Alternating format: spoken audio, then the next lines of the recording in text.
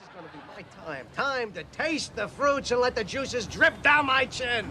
I proclaim this the Summer of George. Jim, guys, awesome 15 minutes so far. Time well spent. Always love hearing from you guys. This question specifically, Jem, we've seen all of the Summer of George tweets and retweets. They put a smile on my face every time I see it. Let's maybe take a 180. Give me your worst case scenario on what is a potential catalyst or catalysts that may kind of turn this thesis for the summertime upside down. Thanks. Yeah, absolutely. Remember, when we talk about prediction and likely outcomes, it is not about direction, really. It's about distribution. It's about what the structural flows in the market mean for the likely distribution of outcomes.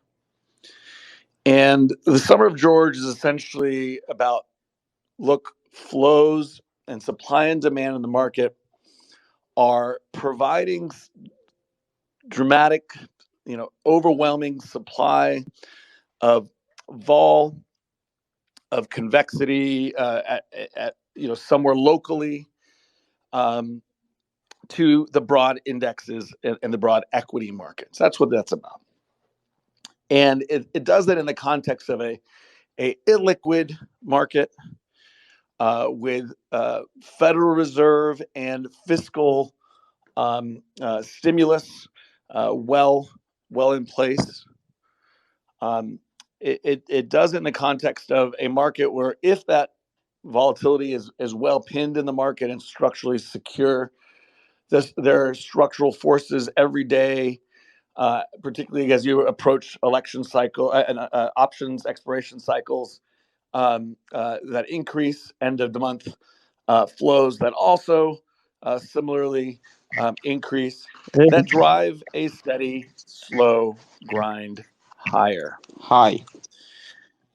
That is what it is about. But to be clear, that is probability. That is overwhelming, likelihood, as we've talked about in Summer of George, and that is how a placid market with a grind higher, where there is long positioning. Now, reflexively, you have to understand when the world sees this and it seems easy to make money, positioning gets longer and longer. People get over levered. People get shorter and shorter vol because it's easy to make money. And all of these effects are essentially inevitable. People will drive to where money is to be made. So leverage increases in the context of these flows. And that's what we're in the process of seeing. Now, eventually that will undo the whole lot of this, right? And the key word there is eventually. Now, what that does is that fattens the left tail of the distribution. So everything is pinned, low vol, right distributed, high probability of success from selling vol and from buying the dips.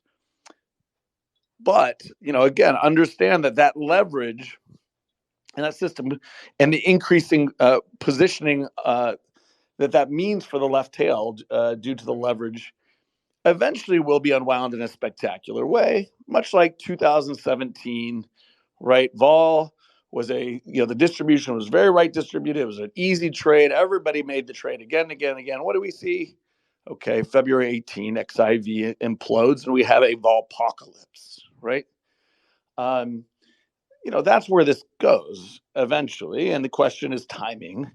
Now, this summer is not the most likely place for that to happen, but the more and more people become positioned to take advantage of this, get over levered, things have the potential to break. It is a low probability, higher impact event. That's what a fat left tail means.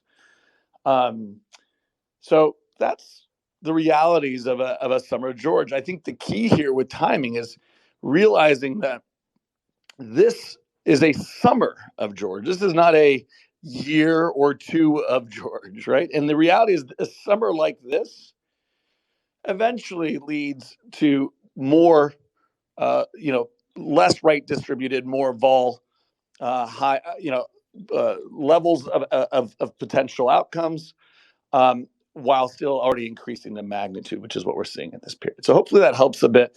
But the idea here is, this is a short-term period of placidity driven by structural flows that are not going away. But understand that the left tail gets bigger during these periods of right distribution and lower, less of a width to the broad distribution as well.